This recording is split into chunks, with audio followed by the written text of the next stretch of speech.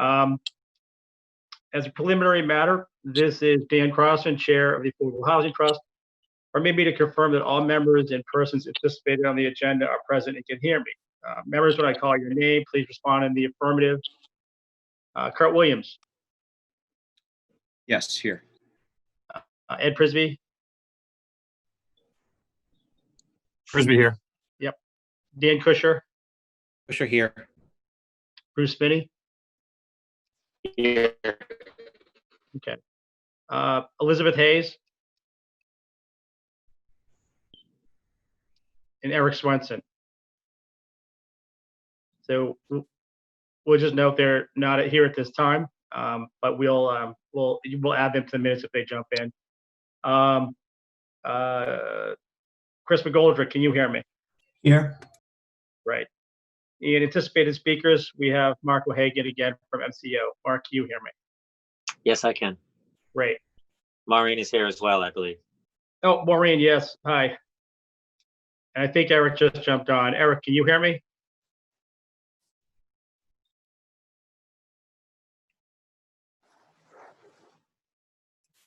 I think it was connecting to audio when you asked. Okay, we'll check. We'll come back to him. So good evening. This open meeting of the Affordable Housing Trust is being conducted remotely, consistent with Governor Baker's executive order of March 12, 2020, due to the current state of emergency in the Commonwealth due to the outbreak of the COVID-19 virus. In order to mitigate the transmission of the COVID-19 virus, we have been advised and directed by the Commonwealth to suspend public gatherings, and as such, the governor's order suspends the requirement of the open meeting law to have all meetings in a publicly accessible physical location. Further, all members of public bodies are allowed and encouraged to participate remotely. The order, which you can find posted on the town's website at www.graftonmass.gov, allows public bodies to meet entirely remotely so long as reasonable public access is afforded so that the public can follow along with the deliberations of the meeting. Ensuring public access does not ensure public participation unless such participation is required by law. This meeting will feature public comment. For this meeting, the Affordable Housing Trust is convening by Zoom as posted on the town's website, identifying how the public may join. Please note that this meeting is being recorded and that some attendees are participating by video conference. Accordingly, please be aware that other folks may be able to see you and that they take care not to screen share your computer. Anything that you broadcast may be captured by the recording. All supporting materials that have been provided members of this body are available on the town's website unless otherwise noted. The public is encouraged to follow along using the posted agenda unless I, the chair, note otherwise. Meeting ground rules. We are now turning to the first item on the agenda. Before I do so, permit me to cover some ground rules for effective and clear conduct of our business and to ensure accurate meeting minutes. I, the chair, will introduce each speaker on the agenda. After they conclude their remarks, the agenda will go down the line of members, inviting each by name to provide any comment, questions, or motions. Please hold your name until called. Further, please remember to mute your phone or computer when you are not speaking. Please remember to speak clearly in a way that helps generate accurate minutes. For any response, please wait until the chair yields the floor to you and state your name before speaking. If members wish to engage in colloquy with other members, please do so through the chair, taking care to identify yourself. For items for public comment, after speakers have spoken, the chair will afford public comment as follows. The chair will first read public comments, questions received in advance of the meeting, followed by real-time board and or applicant responses. Public comments during the meeting will be conducted through the chat feature in Zoom. The chair will read real-time comments, questions typed by computer participants in the chat feature, followed by real-time board applicant responses. Finally, each vote taken will be conducted by roll call. So with that said, so the first item on the agenda, the meeting is totally focused on, actually, before I do that, Eric, can you hear me? Yep. Thanks, Dan. Okay, great. So again, the focus of the meeting is totally about emergency rental assistance.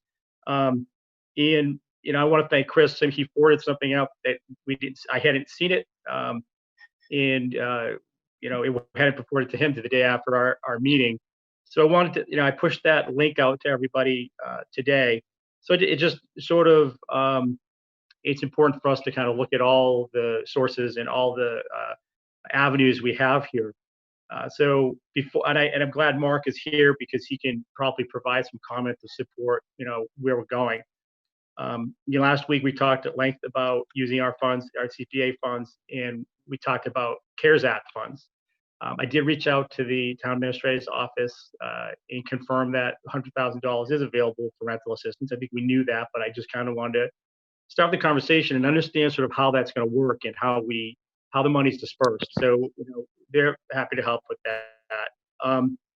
So what came up, and I think Ed, you might have seen this email too earlier from Chris, was that $20 million has been approved by the governor to be used for emergency rental assistance. So we know about already, it's been around for a while, we know about RAFT, and RAFT provides rental assistance for folks at or below 50% area median income. What the governor's talking about here, the 20 million, we'll call it IRMA, goes from 50 to 80% area median income. Now, I want to be clear, I'm not suggesting that this is a replacement for what we're doing at all. But it's something that that's available now and could be used. So but this is new to us. I've never done this. So I guess what I'm wondering is, and I'm going to seek comment for everyone and certainly have feedback from Mark. I believe this is going to be a long-term situation, and I think Dan, you made a great point last week when we said, well, okay, we do this, they get $3,000 or $6,000, whatever, the 3 months rather, and that covers maybe for a lot of people what their back rent has been, and then where does that leave them from there going forward? So when I saw this, I said, okay, and it's not this. I think would be handled outside of what we're doing and what we're doing with MCO. There's other, I think, agencies that they direct them through. But I kind of wanted to get everyone's consensus or opinion on this and understand like benefits or pitfalls, or is there any reason why we wouldn't initially drive folks to both RAFT and the new assistance from IRMA. So I'm gonna yield the floor to Dan. Yeah, so I was thinking the same thing. Is there a way we could require that people utilize the full extent of whichever of those programs they qualify for before we approve and pay out from our program? Ed. Oh, Yeah.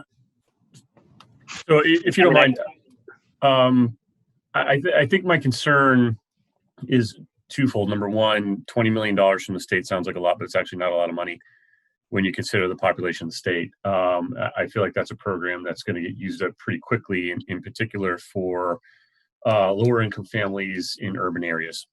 I mean, that tends to be what happens there.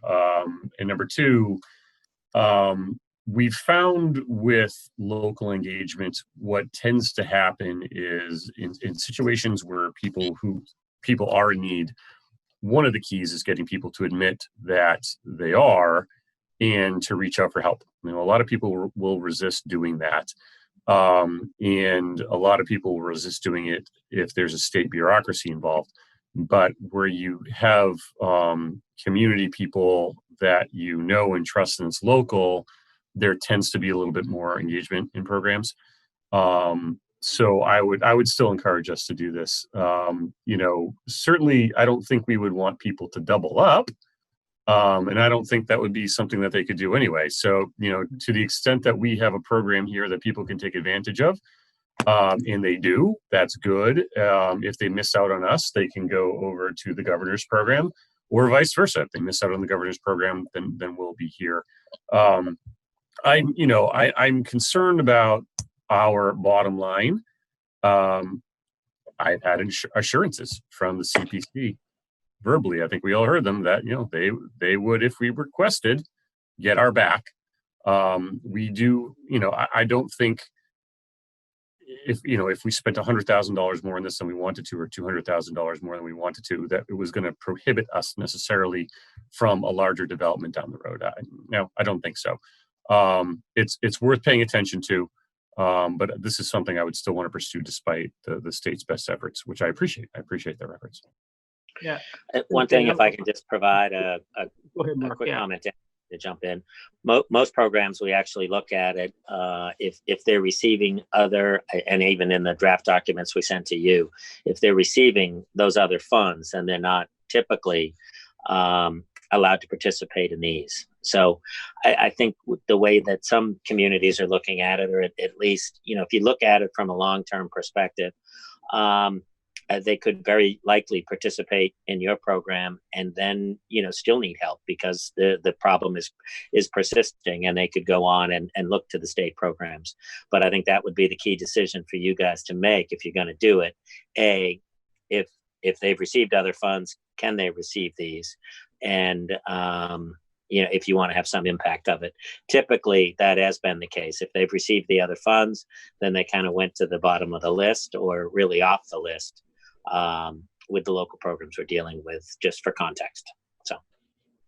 Okay, that's great. I want to kind of go down the line, and I would agree. I don't think I would necessarily make a requirement. I think like putting it out there and making sure people are aware of it. And I think Bruce mentioned last time we were around, we talked about how do we educate people. Well, there is, and Ed, I think that's a great perspective. I think you're probably right on. Like, people are going to say they're going to go to the easiest. They're going to go to the easiest route, the quickest route. And if that's local engagement, that might be the way. And then, after they go through us, there may be more funds thrown at this by the state as well.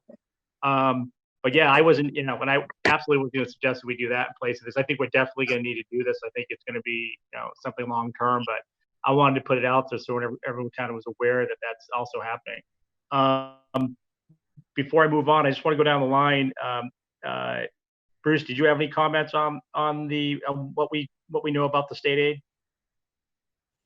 Outside the fact, as long as MCO has the ability to make sure that funding's not coming from both places, so we're not just relying on a checkbox on an application, that there's ways to find out what other resources they're currently using.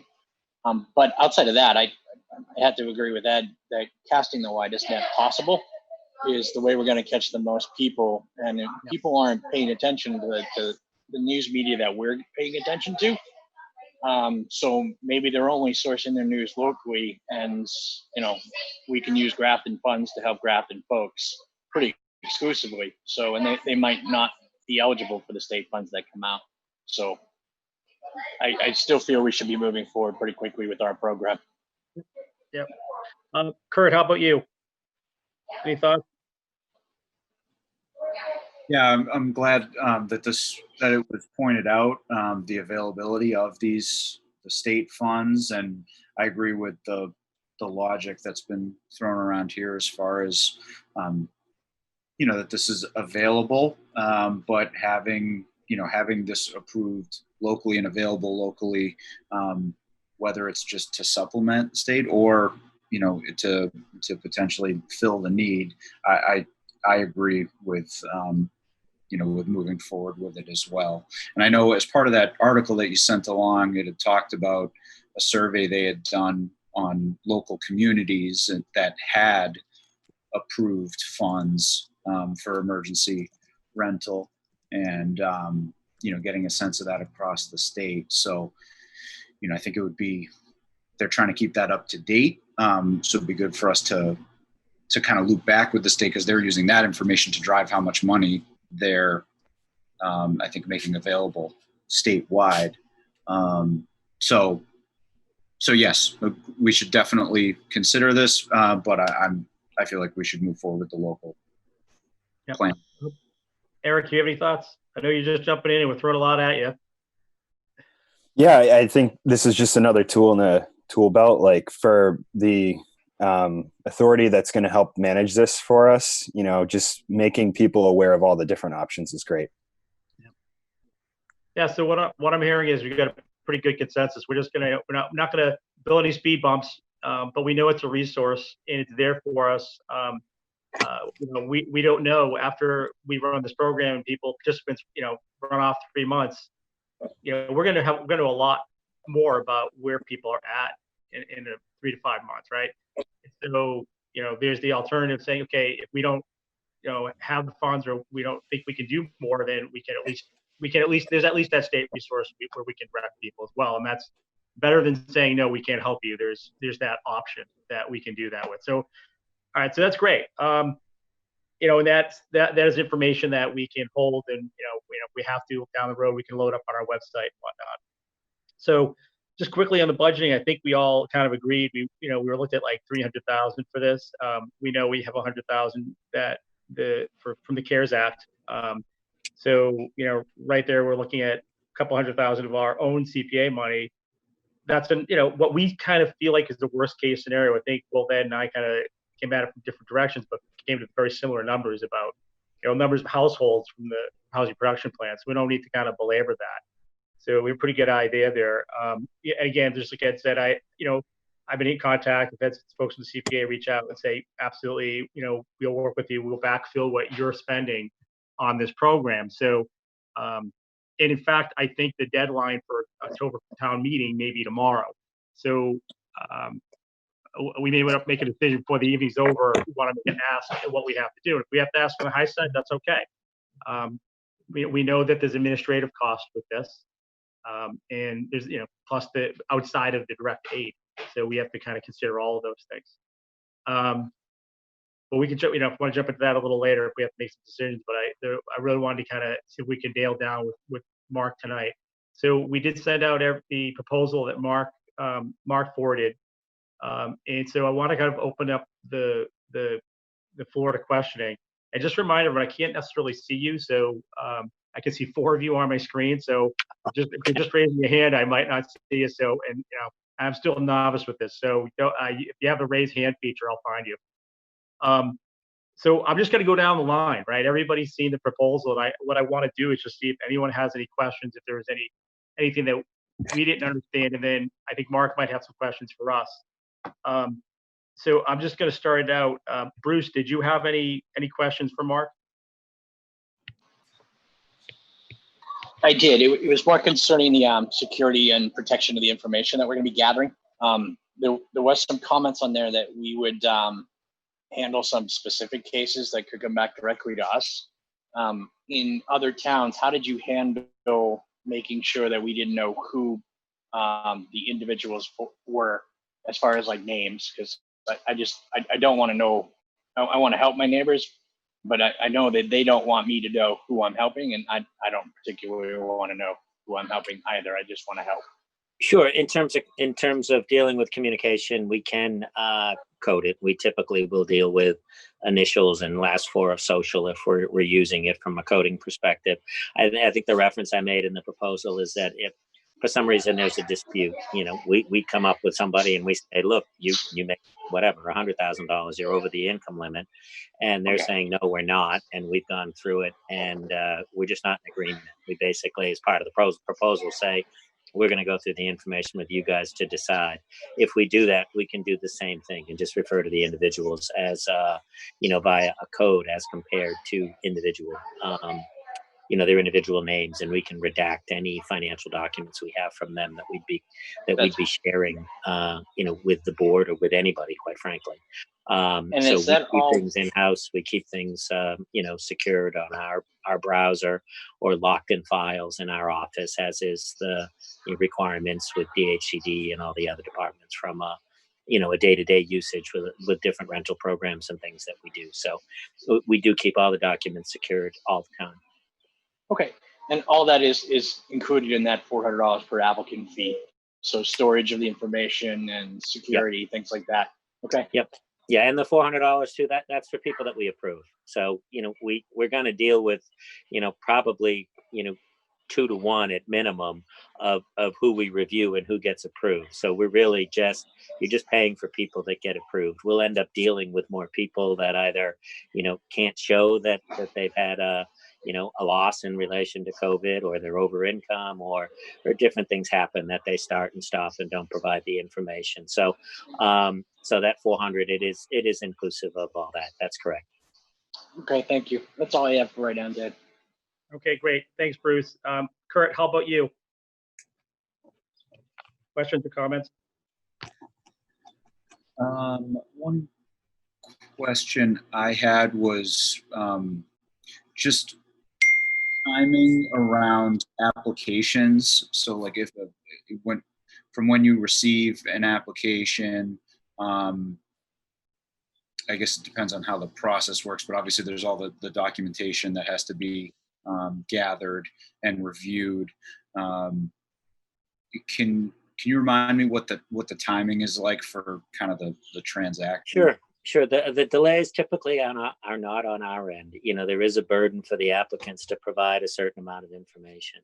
Once we have the information, it's relatively straightforward in being able to go through and review it. We spend most of our time chasing people and saying, geez, these are the 5 things we asked for. This is the information we need. We need a W-9 from the landlord. We need all these types of things. So if we receive the complete application, we'll have a determination in less than 48 hours of whether or not we're going to approve, we approve them, or if there's anything we feel is necessary to discuss with the board. So we keep it as a very fluid process. We know it's a program that's focused on people that are in need. So as they're coming in, so if we'd have the pre-application and say we pick 80 people in the lottery, we think we can fund 50 or 45 or 50 based on the funding. So what we would do is we'd send out information the first day to 10 people and say, okay, you guys are first on the list. Let us know if you want to move forward, get us the information.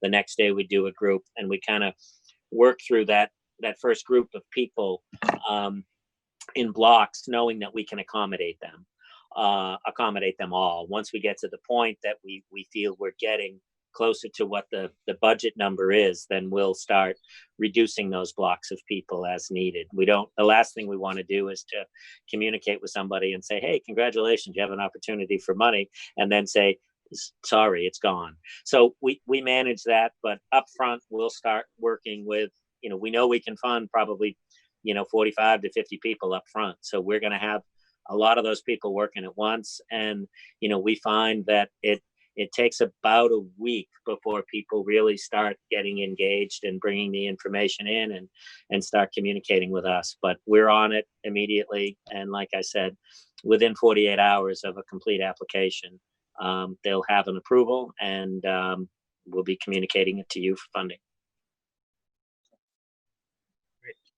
Anything else, Kurt?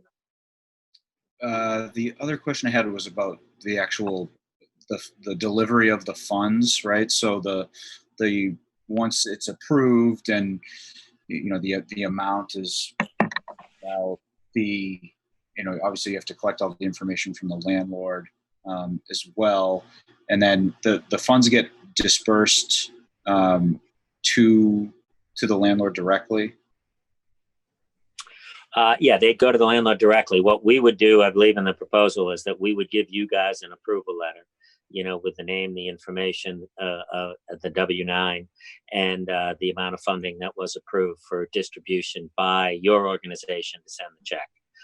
If you want to do it differently, we can certainly talk about it, but I think that was the discussion we had at the last meeting.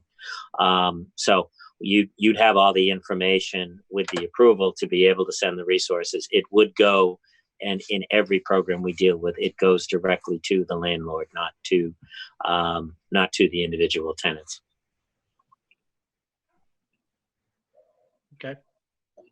Yeah. Are you all set, Kurt? Yeah, thank you. Great, thanks, Kurt. Ed, how about you? Any questions or comments? Yeah, I had a similar question to Kurt's, just based, but more focused on next steps. So if we sign this contract tonight, we get you the $3,000. How soon is this program going to go into effect? What are the next steps as far as marketing, advertising, and getting the word out in the community? Sure. Well, we'll start with that. Quite frankly, I'm out of town this week. So if you guys, put the contract together, then we would start prepping. We have done a lottery in Grafton recently, so we've got a list of organizations of people that we can start communicating with. So that there was one form in there that was essentially a flyer. We'd start initially with if you guys are comfortable with that flyer, distributing it to parties that they can post and distribute to others that they think may be appropriate. We'll also develop ads for placement in the local papers that we'll look to get those placed, if we can, hopefully sometime later next week. I think we looked at an outreach period. I think probably from now, you're looking at about probably 3-ish weeks from now would be the outreach period in which people would submit a very simple application to put their name in the lottery. Okay. The lottery itself is really intended just to rank people. It's not qualification. It doesn't mean they get money. It's really name, address, information. We want to be included. Once we get everybody in for that period, and we'll plan for 2 weeks of advertising. So like I say, it'll be probably about 3 weeks from now. All the people that apply to that, they go in the lottery. We'll literally pick the names out of a hat, and then we'll start distributing the full application with the request for documents immediately after the lottery for those people. So Okay. you're looking at a lottery, figure roughly 3 weeks from now, ballpark, and we'll start accepting applications for the first group of people as soon as they start submitting them.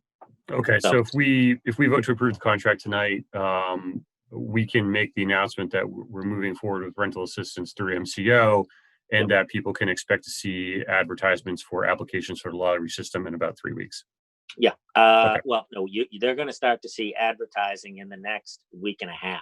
Okay. So what we're going to do with the lottery will be before the actual application process, the Okay. full application that we submitted.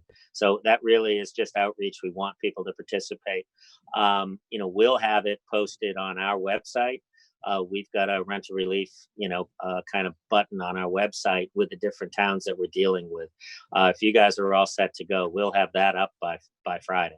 Okay. So Great. as soon as you start communicating with people, if you, sign the contract, if you approve the application and the flyer, those will be up and posted and available for people to get immediately. And then the outreach and communication to local organizations will start. Realistically, that will start next week, but we'll have what we sent you up and posted available for people to download and start the process by the end of the week. Okay, great. Because if you could just coordinate with us when it's ready and live on your site, so that we can send it out via Facebook, and there's a lot of networks in Grafton that we can get these things through. Yep. Thank you. Yeah. So we'll just communicate directly through Dan if that's if he's the focal point. That'd be great. Yep. Yeah, I probably add a couple of us to that just in case, so nothing gets missed. I Sure. would probably do, yeah, like Chris, maybe Ed, as a select board rep, I think that'd be appropriate. Yeah. And Chris as well. I meant that. Yes. Yeah. Great. Thanks, Ed. That was great. Dan Kusher, did you have any comments or questions? Yeah. So, so I have a few tiny missing word kind of things. I can email those. And then I have a few things of substance.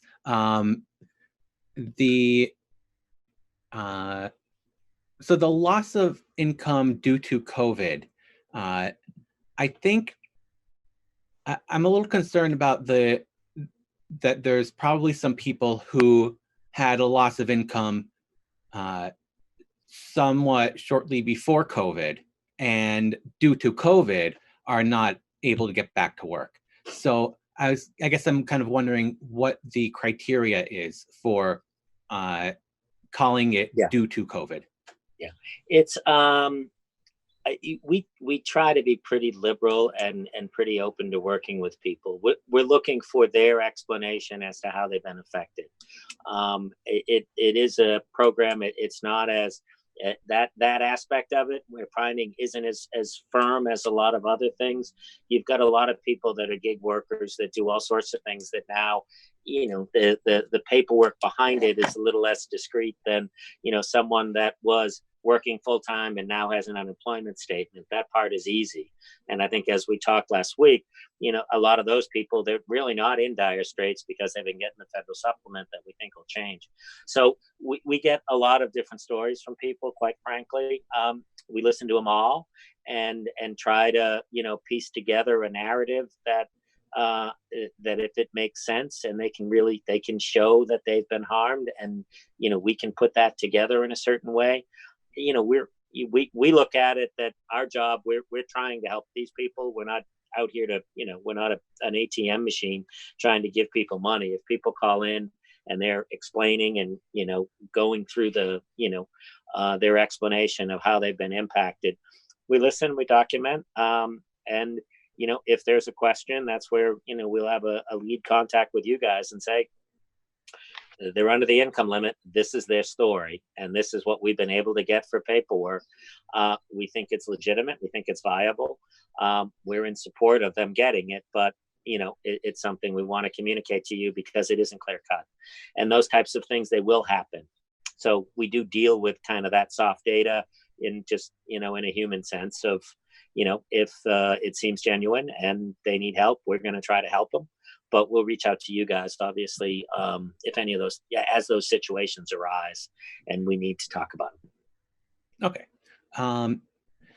That sounds good. There's part about where it asks about race and ethnicity, and it mentions fulfilling affirmative action requirements. I was just curious what those requirements are in this context. It's really just based on everything that we do with affordable housing. There's always these the questions, comments, requests as it being optional. We include it because most communities want it. If you say that you don't want it, we won't include it. But that's the current checklist of different ethnicities that we utilize based on DHCD standards. But that could be a decision for the local board to decide if you want to collect that information or not. So that you can tell us, keep it in or take it out. Yeah, so I guess my thoughts on that is, I think it would be great to have that data. I just think it would be nice if maybe it said like optional in parentheses, just to make it perfectly clear in case anybody is not comfortable giving that. But I mean, that's, I guess, not my call alone. So okay, we'll add that comment, making it clear that it is an optional information. So we'll add that to the application. We have it on a lot of them. For some reason, it's not here as I'm looking at what I sent you. So I'll make it clear that it's optional. If that's the wish of the board. Yeah. No, Dan, I think that's a good comment. I'm in the banking world, and you fill out a mortgage application, and the amount of information we have to collect now for government monitoring around those areas is extensive. And the borrowers do have the ability to leave it blank, and some do be for lots of different reasons. So I think that was a great point. Yeah, no, I agree. And I usually have optional, so I apologize for that. Great. Are you good, Dan? Anything further? Let me just do a quick scroll through. And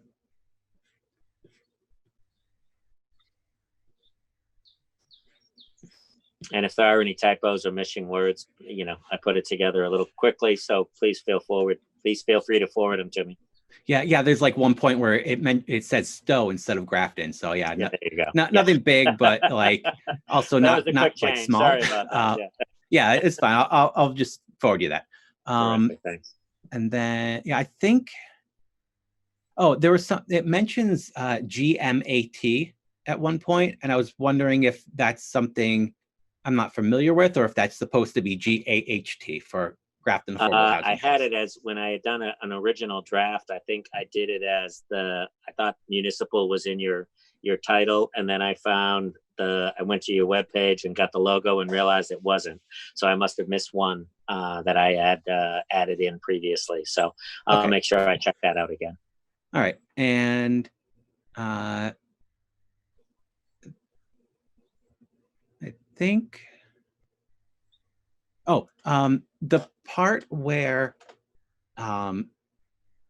if there's a dispute and with your decision and it comes to us, I just wondering what liability that puts on us to when we have that final decision. Yeah, I don't think it puts much liability on you, but it takes it off of us. So, ultimately, we're clear with people if we think they're approved, we think they're not approved. If it's the case that we deal with lotteries, we deal with people all the time, and some people just are adamant of, no, this is what I make, this is what I earn, and we looking at bank statements, tax returns, and checking accounts and seeing deposits, and we say, look, we're looking at what's going into your account. It's different. There are circumstances that there can be difference of opinion. Usually, we're pretty comfortable when we're communicating what we think the issue is. So it's a program that I don't believe you have any liability on, but I don't want to speak to you as an attorney and telling you that if somebody argues, they can't sue you, because I'm that's not my position to say. It's not a legal opinion that I would make or would be comfortable making. Really, the reason for the intent of it is that we don't want to be for someone that is upset or feels that we didn't do it correctly. We don't want to be the ultimate arbiter. At the end of the day, we want them to feel comfortable that your board has reviewed it and that you've made a determination if they're not comfortable with ours. And that's why we put it in there, just to be safe. So, at the end of the day, it's your money, it's not ours. If there's a dispute, the people that are writing the checks should have the ability to say yay or nay. That's really the intent of it.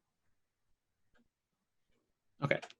And then just one last thing. So I've been on this for less than a month. So I have great. no idea about the kind of context, about price points. And so I just wanted to point out, with the $400 per application, approved application, so I wanted to raise that. And if anybody with more experience has any thoughts about where that might fit in terms of comparable price points. I don't know. I can comment that that's generally that's what we're charging the other communities for the most part. So you're not really higher, you're not really lower. That's the number. We've been $395 to $425, I think, on the contract, where we have the pre-lottery and some of the outreach and those types of things. That's where we added, some of the upfront work, because in most other communities, they're doing more of the actual outreach themselves. So that's why we added that fee up front to deal with the timing. The pre-lottery, it's a ton of phone calls and things that are going to be coming in with staff answering questions. So that's just the value that we attach to that stuff. The per application number is what we're doing with communities. So but for what it's worth, so from our end. But Okay. Yeah. It does sound like you're doing a lot of work for this that, I, as a volunteer, don't have time for. So it makes sense. And then I guess with that, will that come out? I guess, I don't know if this is really a question to you or a question to Dan, but will that fee come out of the 300,000 we've approved, or is that like additional? Well, no, I think it's a good question, Dan. Yeah, I think when we were working through this, we were looking at that $300,000 figure was what we were assuming would be for direct aid to the renters. So when I look at this, I think, hey, if we've got 50 people somewhere, I think my math skills are up. That's 20,000 for administration fees, and I think we're thinking most likely maybe a worst case scenario. So you're up to 320. Setup is 3,000. And so, yeah, I think, and I had a question about advertising. Is there anything else that we don't know about that we're not thinking about? That I thought I saw something in here, but I wanted to just check, like, within that 3,000 for the setup fee, is that cover some of the outreach and advertising that expenses that occur, or is there something we're not thinking about? I'm looking at it to see if we were including the actual price of the ads in there or not. Maureen, do you recall? Based on our Yeah, conversation. the actual advertising would be those invoices. The actual dollar value of those invoices would be sent to you guys. So they're the local papers. It's not crazy expensive, but that would be you guys. So not a substantial expense, but Maureen, you'd have a better sense of that number than I would. Yeah, what's the name of the local paper? Grafton Times? The Grafton News, and I think there was a Patch. Grafton News and the Grafton Patch are probably No, the two. Nope. Grafton News and Grafton Common. Don't bother with the Patch. Okay. No Patch? Okay. Okay. I had that on my list too. Okay. Okay. Grafton News, Grafton Common. So. Got it. So they're not that expensive. I think they're both through the Worcester Telegram and Gazette. They're not that expensive. It's just, do you want us to put one ad in or two? Advertise for 1 week or 2 weeks? The Grafton News is I think they're through, are they through Gatehouse? I can't remember, but it got expensive. And I'm not sure what their distribution is these days. I would probably do one through them and then two through Grafton Common. Okay. I don't know. I can send you the distribution for Grafton News. Do you do Facebook advertising? We don't. We don't for this. No. No, we haven't. Maybe that's something that Trust can do. Yeah, people, if that's something, typically, once the flyer is set, if people are comfortable, it can be posted to different groups that you might have in town. We do send it to different organizations. We don't do ads per se. So that's something that we look to send it out to enough people that they'll put it on their pages and you'll get coverage that way. But we do not advertise specifically for it through Facebook, no. Yeah, if you guys are just going to send us invoices for the advertising, we might as well do something on Facebook ourselves. I wonder how we would go about doing that. We should certainly have a press release ready to go as well. Once the website on MCO is set up, we can also link to that through the town website and the town Facebook as well. So that would probably be the easiest way to do that. Right. Yeah, that's what we typically do. Great. Eric, you had a great question, but do you have anything else?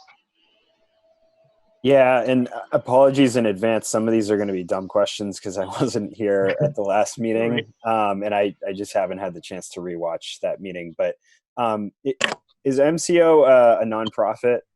I looked at the website and stuff, but No, we're not.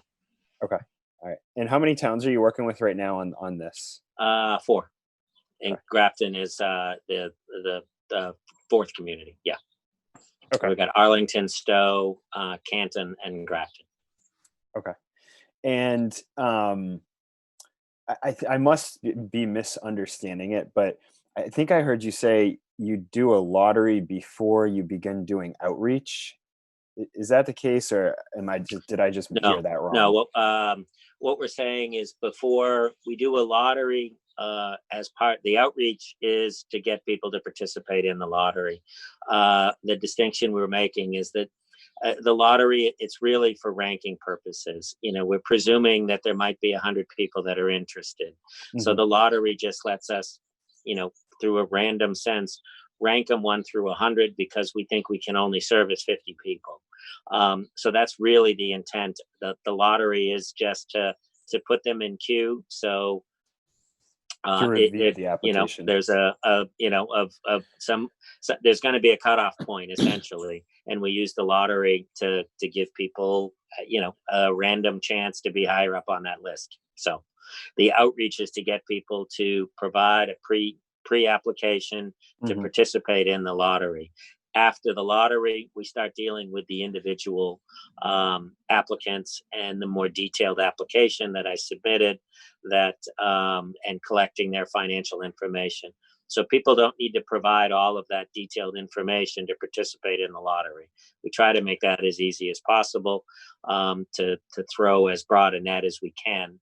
And then we go through the details once they've been selected, and have an opportunity to have access to funds. Okay. Great. And so the lottery is just completely random. There's no formula that would identify people that have been hit the hardest. Nope. No, we're that's not the intent. If it's the case of wanting to do that, it's a whole different process, and you're dealing with people that might be at 50 to 60 of median income, or had the biggest difference in median. So it gets harder to manage on that basis. It's not impossible, but it hasn't been the focus of what we've been discussing. We're trying, if they're under 80%, the median income, and they have had issues related to COVID, we want them to participate and have an opportunity to get the funds. We may find out that they're not qualified once we get all their information, but they would be in the pool to have a chance, and they could come out number 1, they could come out number 60 and never get a chance. So it's tough to say, but it isn't, the lottery is not determining, it's not based on need of one application over another. Okay. I'm assuming the trust probably discussed that in previous meetings. Because I mean, my preference would be just individually, somebody who's gotten hit a lot harder gets precedence. But if you guys already talked all that through, then we don't have to rehash it.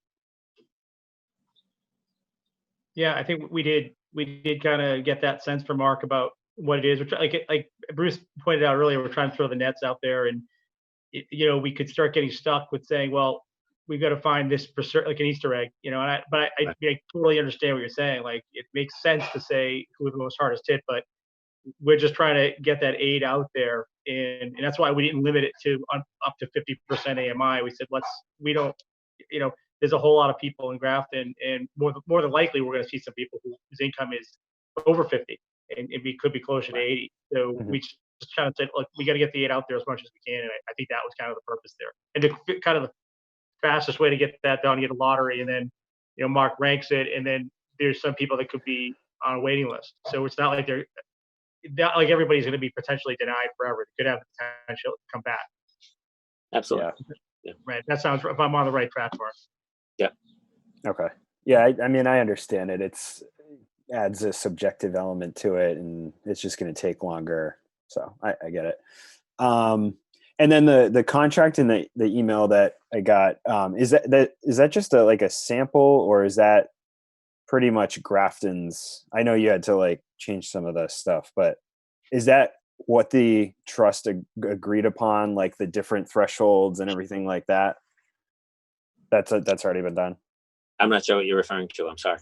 It's honestly more of a question for the trust, probably. The 80%, like Dan referenced, you guys discussed that last time and decided not to do 50. You decided to go up to 80. And I'm guessing most of the other particulars are customizable to the trust's, desires. And we already agreed on that. Yeah. Again, like I said, some dumb questions, but it's helpful for me. No, I think you're right. It's a good question. And, I think what we agreed to was 80% AMI, in 2,000, we were at cap at 2,000 per month for 3 months, in max 6,000 individual. And I think we did say 70% of the cost. If anybody else thinks I'm off base, I think that's generally what we kind of hashed out. Mark laid out, these are the 4 decisioning things that we need to kind of nail down. And, and that's kind of what I had seen from the Zoom meetings I'd been in, in the late spring with Mass Housing Partnership and CHAPA. That's kind of how it's done. And okay. That was something we kind of hashed out last week. And so Mark, we needed to get something on paper. Okay. But I think what we would do is we would probably want to see, Dan's got some amendments and some little things that we know we're going to tighten up on.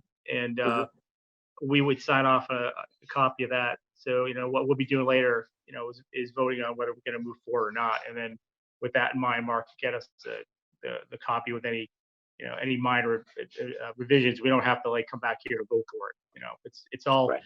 it's the little things we're talking about are sort of immaterial. It's spelling errors and or little, things like that.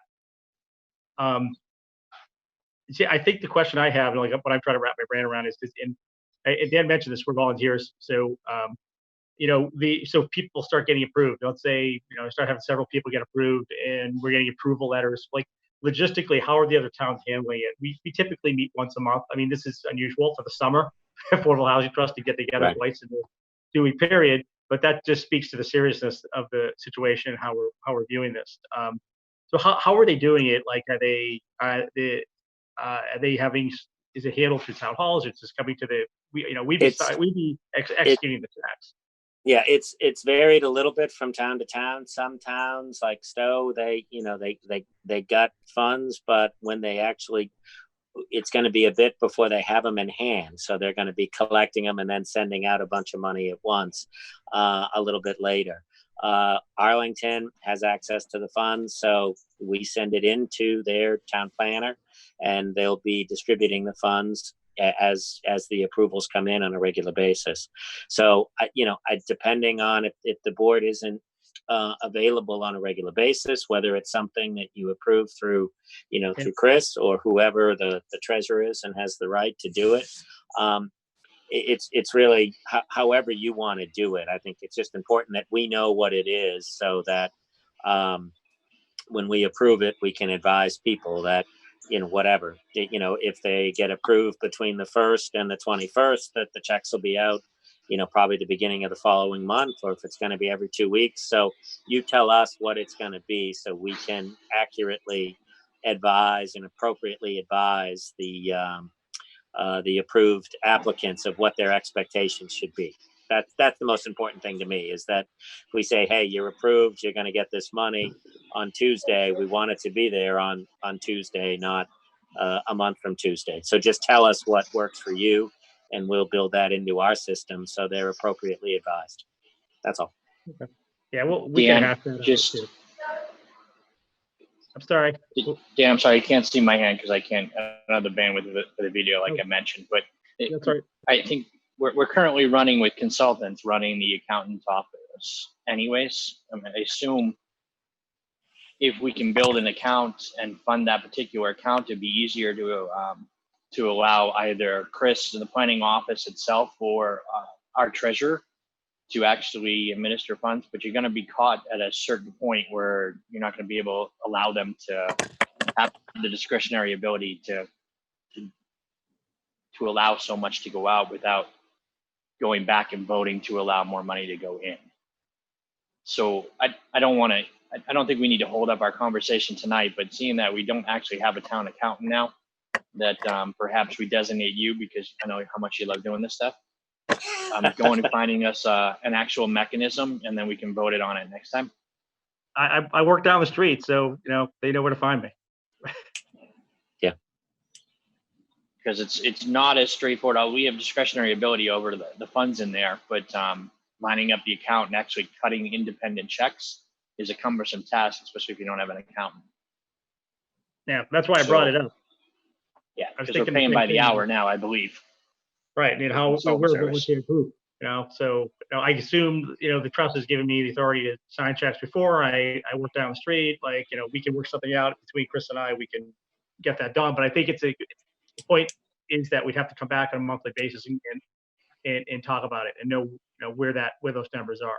And we don't have a treasurer of the trust right now because we were running with only a handful of people. So that's another conversation.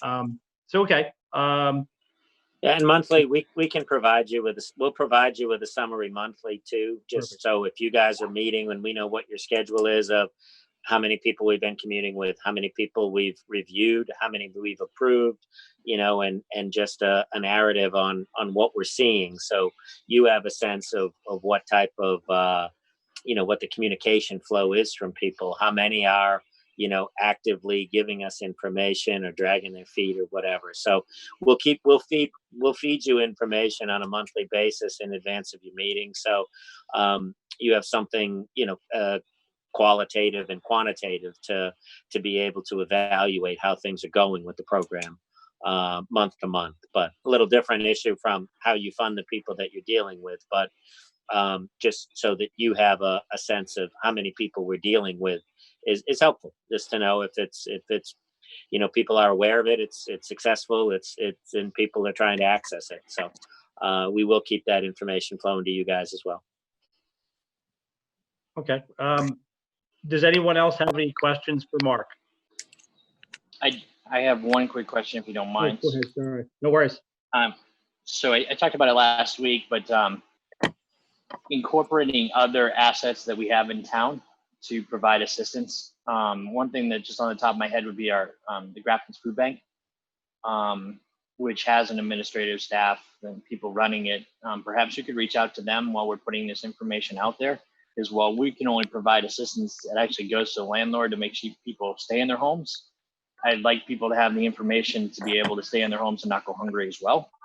And while we can't provide money for those type of things, at the very least, we can make sure that they know some other local assistance that's out there. So is there any way possible that we can, for our main message that we're sending out there, come up with a quick summary of some town availability, local availability, to go along with our local rental initiative? So I think what you're saying, Bruce, is as we advertise this out there, we're telling people in need about other opportunities other ways that the town can help you. Is that correct? That's correct. Yep. Yeah. I think that's something when we, as we start move forward with the outreach, it's like, if we're going to link this on the town website and through Facebook, I mean, if these things aren't already there, then yeah, I would say that they should be, running parallel. And also on the other side of that, Dan, the opposite side is what Elizabeth last week had mentioned. If we're casting a broad net and we're just trying to put this information into as many homes in Grafton as possible, it's going to get into homes where they might have the flexibility to actually help contribute to some of these local things. Like I think she mentioned Grafton Strong or something of that like. We could do the same thing and make sure that we can bring money in to provide rental assistance. And also we're doing the work advertising, demonstrate the need for Grafton's Food Bank to have volunteers and donations as well. Just to try to make this a community collaborative as best we can in the time frame that we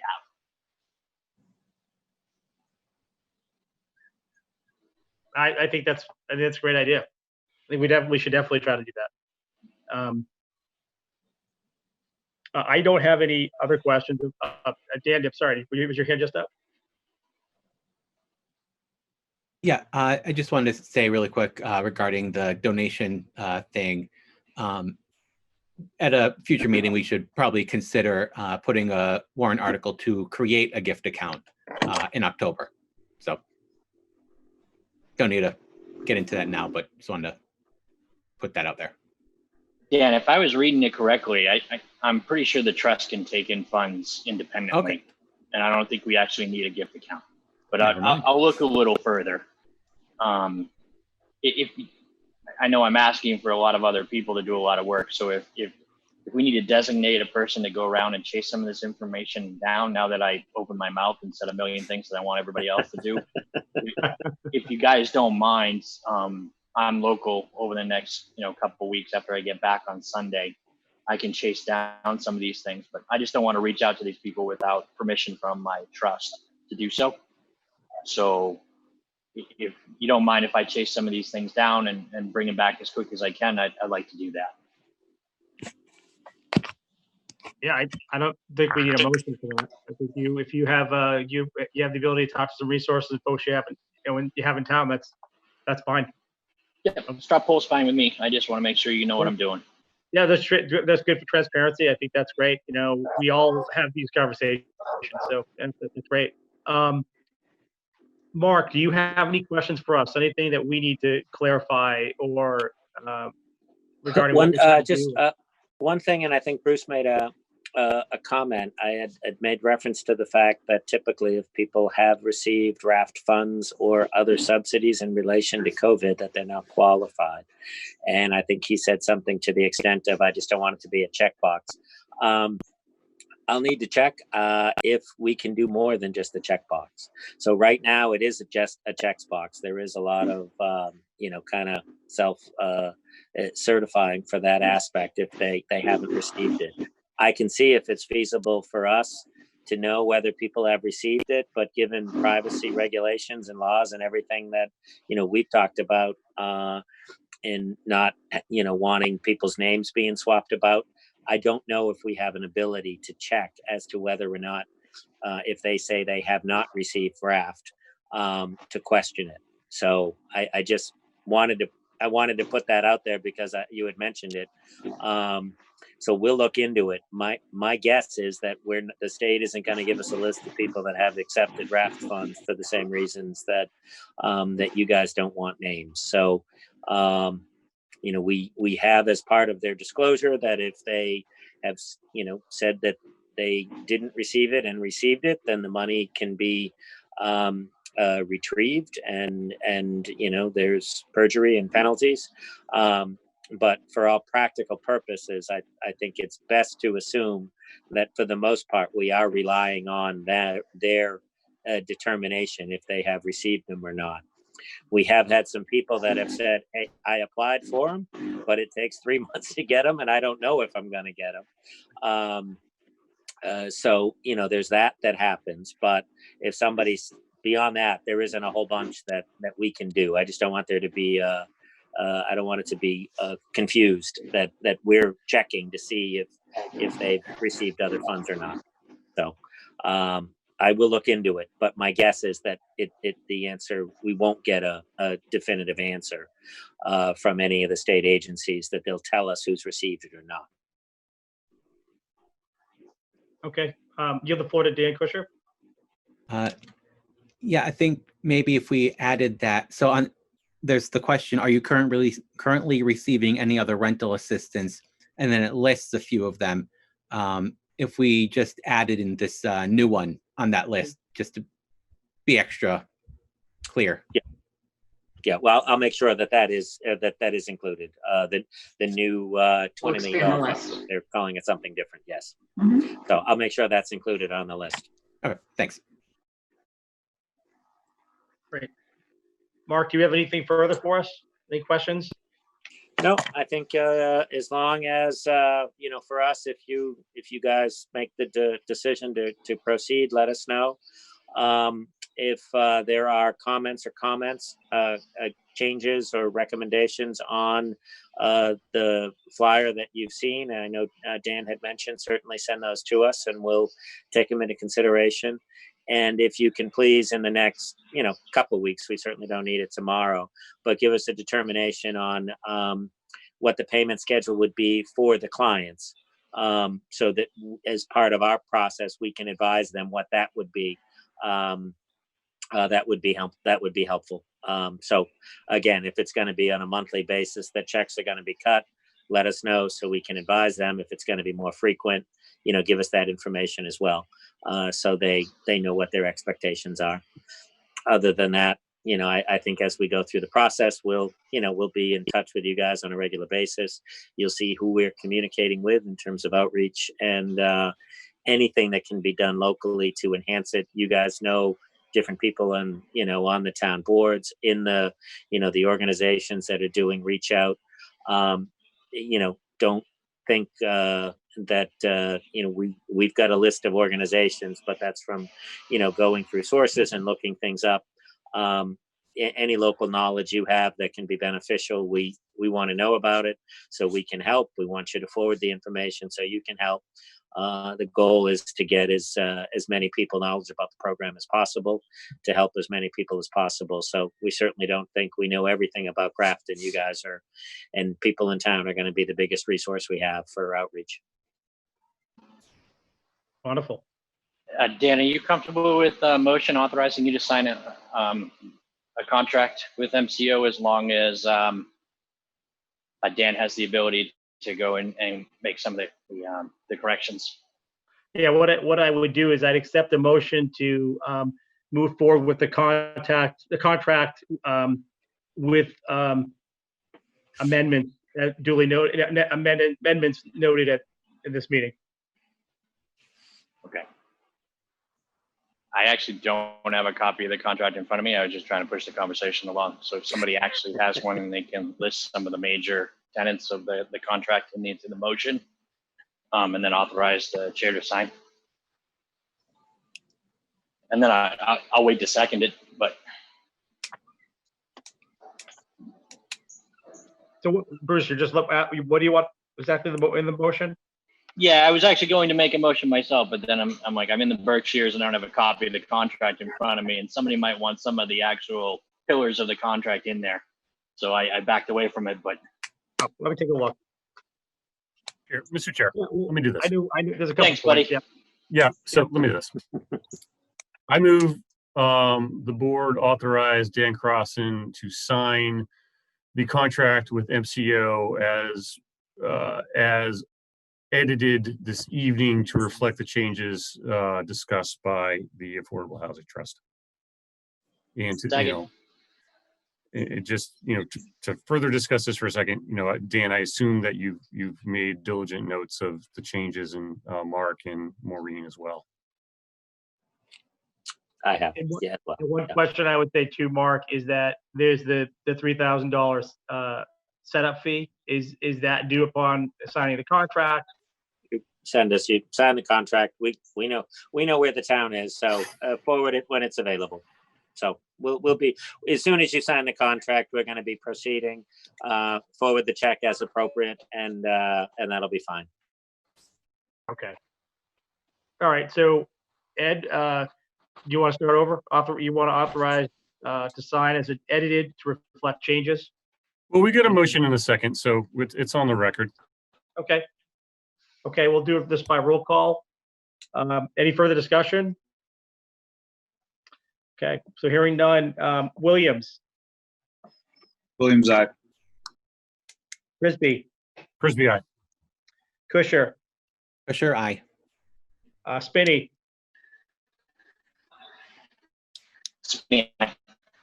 Swenson. Once and I. Okay, thank you. The motion passes. Great job, guys. Mark, thank you so much for coming out. Oh, terrific. Thank you guys very Thank much. We're looking forward to you. working with you. Thank you. Wonderful. So we'll be in touch. I'll be getting that out to you shortly. Terrific. All right. Have a great night, everybody. Thank you. Thanks, Mark. Yep. Bye-bye.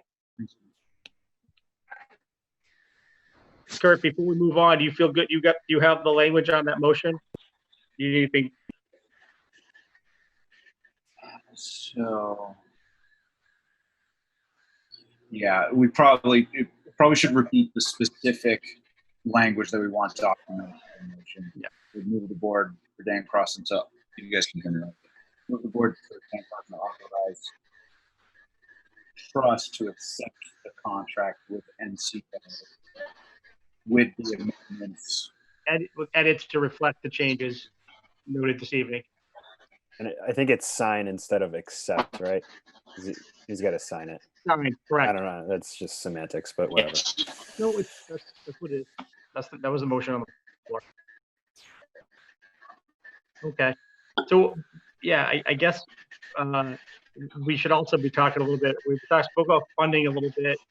I'm trying to understand the logistics on the CARES Act funds a little bit. I've been told that it's for emergency rental assistance. So we'll kind of work that out over the next few weeks.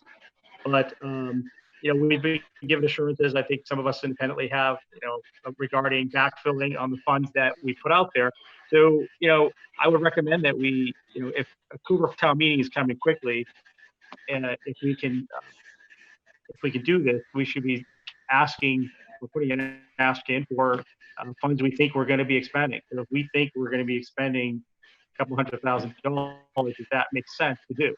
I think we're still trying to figure out what we can do with, outside of our own funds regarding the administrative costs, because we know that it's going to be spent like $20,000 in administrative costs. So I kind of want to open that up a little bit. I don't want to lose that opportunity if there's a deadline looming on getting the request in, so it's at least in front of town meeting.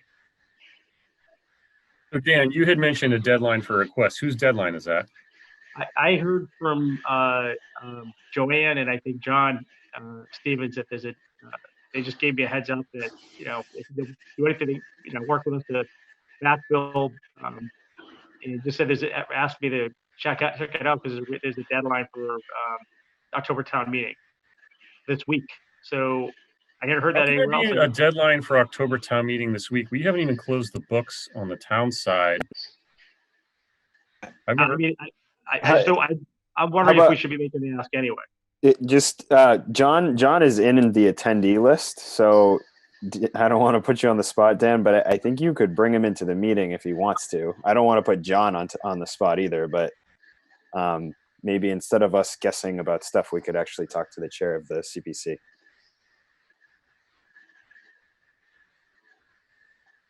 I'd be happy to bring him in if the chairman wants to recognize him. Looks like Dan might Sure. be frozen.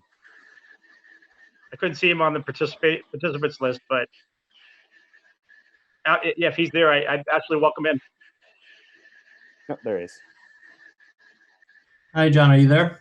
Yes, our deadline is based on two different functions. One, the applications come in, we review them at the first meeting. The applicant attends the meeting, we ask questions.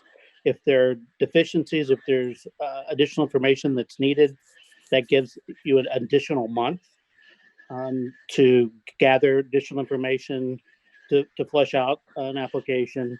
And then August is a hard deadline because, as probably most of all of you know, all warrants have to be in about 45 days prior to town meeting. Our meeting that we vote on the actual or final vote on these is in August, the fourth Thursday in August. And I believe these are due September the 2nd to the town administrator's office. And then the Board of Selectmen then approves the warrant or closes the warrant. So John, give me that. So we would have to get, we want to meet with you need us to meet with you or someone to meet with you to talk about this. And what's your meeting schedule look like? So I get the date. Tomorrow night is the night that we review applications that have been received.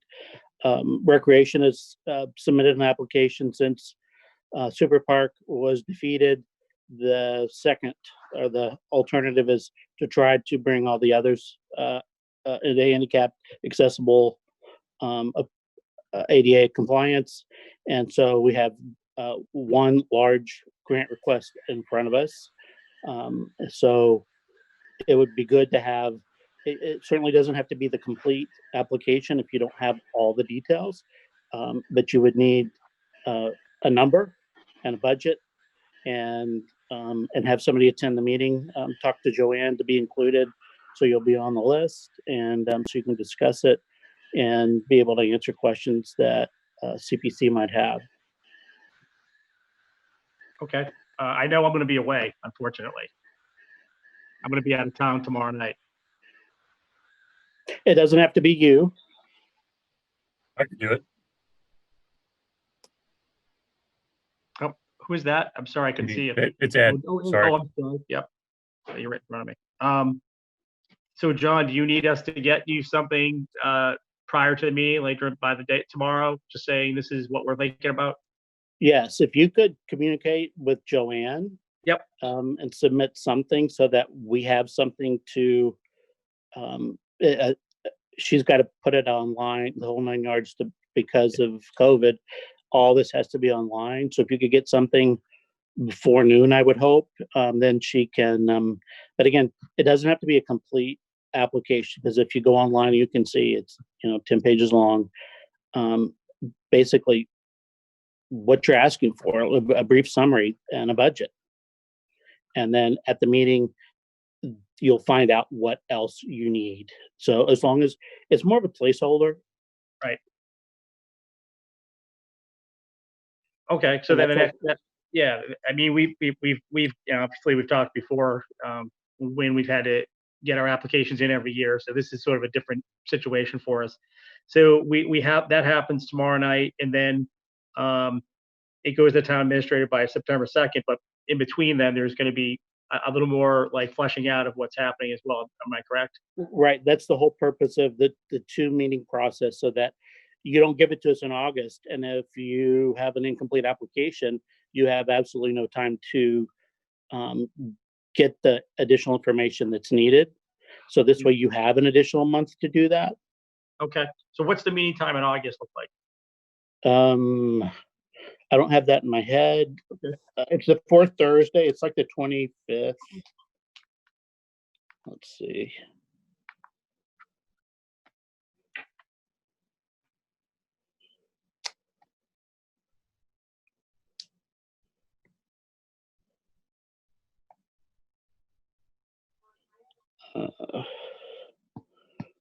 Not. Let's see. Here we go. Yeah, if you don't, and John, if you don't know right off the top of your head, just giving us It's a the 20 ballpark. It's the 27th. Okay. Thursday, the 27th. It's a 4th Okay. Thursday. Okay. And I'll just tell you, some of this we're still hashing out. So we're going out with some, I think, aggressive numbers on what we think the need is going to be. We won't know until this gets up and running, and I'm assuming that it's going to take off and that there's going to be folks applying, but we don't know how much money we're going to run through immediately. I mean, so we're taking a position that based on the numbers that we have from our housing production plan, and some of that it probably changed a little bit, but if anything, the rental costs have probably got higher. So we're looking at potential 30 to 50 families, and this could be $300,000 in rent. Rental assistance. And of course, we're going to know more as we start drilling into this over the next month. But I mean, and I think more than likely, by the time we get to the fall, we're going to see things in real time. So, yeah, I think we'll hash it out a little bit tonight. But I think we're going to be I would recommend to be safe, we go on the high side. If we end up not needing the funds, we don't need the funds. Great. The other option is, because we're happy to backfill. So because you don't know that, I don't believe you're not going to spend the $600,000 that you have that is available today without any additional additional funds. That you wait until the annual meeting in May, and then you say, okay, we've spent $425,000 for the grants and including the administrative fee, and then that would be used to backfill to make your account balance back to the 600,000 ish that it is today. That would be. Why is the backfill necessary? I'm sorry. Why is the backfill necessary? Because that's what we have said we would do. We would backfill what you spend. Well, I think my proposal would be slightly different, and I'd be willing to actually cut a deal on this. I mean, this is just speaking for me, but I think what I would be looking for would be a $1-to-1 commitment. So if we're doing $300,000, if we could get an additional $150 from CPC to keep us comfortable with where we are right now, that would make me comfortable, because I think my suspicion is we're going to go through this $300,000 in rental assistance pretty quickly. Okay, and but you still have $600,000 plus. Right, John, but we still have to actually build affordable housing. We still have to actually build affordable housing. You're not going to build affordable housing between now and May. No, but we're going to need to pursue development projects that might require us to make an investment to do so, and we don't know yet. Okay, and that's just CPC money. You have easily that much more from the settlement. So Pulte settlement, right? But at the same time, John, that's not a lot of money when you're talking about trying to build 400 units. Okay, are you guys? Is that on your radar that you're going to be doing that in the next 6 months? We're going to be trying to be building as many units as we can with the land that we have in the next 6 months. As quickly as we can. As quickly as we can. Are we building 400 units in 6 months? I don't think so. But we're going I to try didn't- and build some units in a I few didn't months. say you I'm were going to just, build 400. No. John, I'm just trying to find out what the source of the resistance here is. You guys were perfectly willing to bond a $2.5 million project until fairly Because recently. it was a project with a budget. Right, but This is we're what we're asking gonna you, spend. we're asking you for $150,000 for rental relief in COVID, and we're getting a lot of pushback here. Okay, you're talking to me. You're not talking to the committee. Submit your request. It'll be discussed tomorrow. But what's the nature of your resistance right now? Because up all along, we have said we will backfill what you spend. What's the difference? Because you don't know what you're going to spend. Do you believe that we're not going to spend $300,000 in rental relief? How many people have approached affordable housing, the town offices? Do you have any sense of people that have actually said, we need help? Do you have a pulse at all? John, you know full well we haven't advertised this program yet because we're just signing the contract tonight, or we're just approving the contract to be signed tonight. So once we start to market this, I mean, I'm confused. Are you doubting that there are people in Grafton that really need this relief? No, but I don't believe anybody's even approached the Grafton Strong for money. Well, either way, we're gonna find out pretty quick. So, and we're asking for 300,000. If you're willing to backfill us the whole way, then we're gonna ask you for the full 300,000 tomorrow, and then let town meeting decide. Right, and I would just say this too, to kind of Ed's point, it's a tough one, John, because and this is what I think all the communities are running into.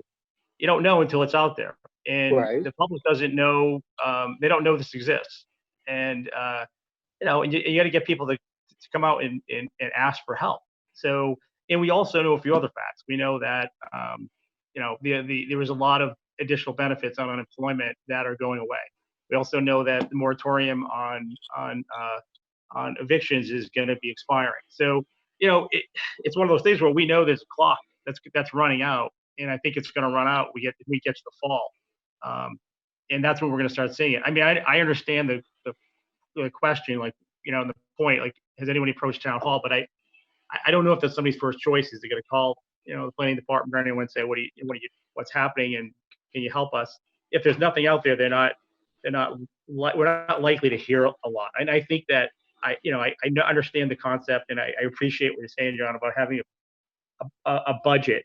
And, and I think that, and I would recommend to the trust that we put the ask in, we do it. And, over the next month or so, we might have a much better idea about the numbers and what we think is going to happen.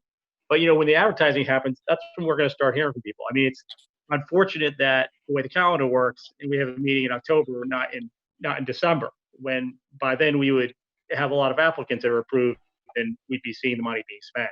So if you drill into the housing production plan and you start looking at where the numbers are and where the people at need are and where the poverty line is and that type of thing, you start doing some math. And I did it from a different direction. Ed did it in pretty much 10 minutes. I came up with the conclusion that I could have 30 to 50 families, maybe more, that are going to need this, and that's going to run up that could run up pretty quickly. Hey, the best thing that, what could happen?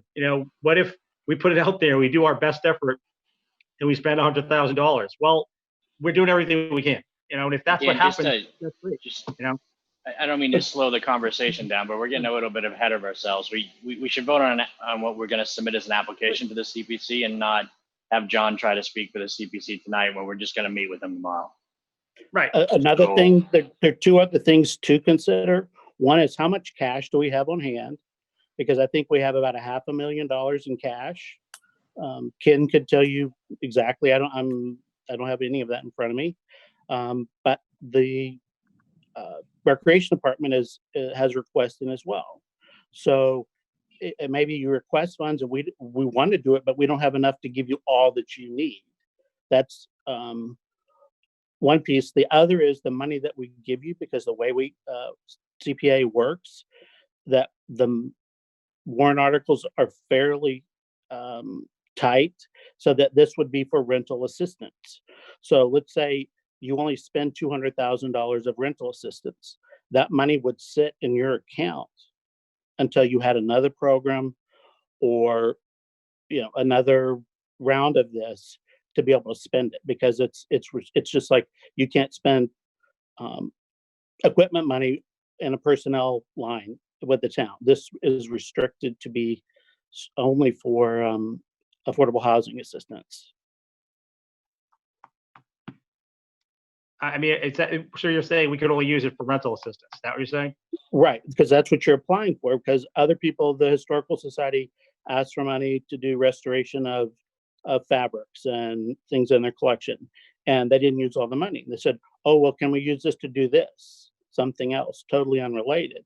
We said, no, you can apply for another grant for that, but you can only spend the money because the money in the warrant is only approved for a specific purpose. Yeah, and then if we don't use it, it's going to sunset in 2 years, or we just go back in the annual and we give the money back. I don't think there's any desire here to take the money and use it for something else. We have a program we're happy to do it for something else. It's just that by warrant you can't do it. You have to. It has to be 2 different steps. So it's a budgetary thing, and then also just a limitation by the warrant article itself. So, I mean, submit the whatever you have, a budget and an amount. And if Ed can attend the meeting, then we can discuss this, tailor it down, or give you recommendations on how to tailor it down so that it's something that will meet the budget that we have of available cash. And we'll go from there. Dan, I don't know if you can see him, but Kurt's had his hand up for a while. Yeah, Kurt, I can't see if you don't use the right. I can only see 4 of you, so you have the hand raising function. Kurt, go ahead. Thanks. I just had a question and then a comment. So can someone confirm for me what the meeting is that we talked about at the end of August, the 27th? What is that? Was that meeting?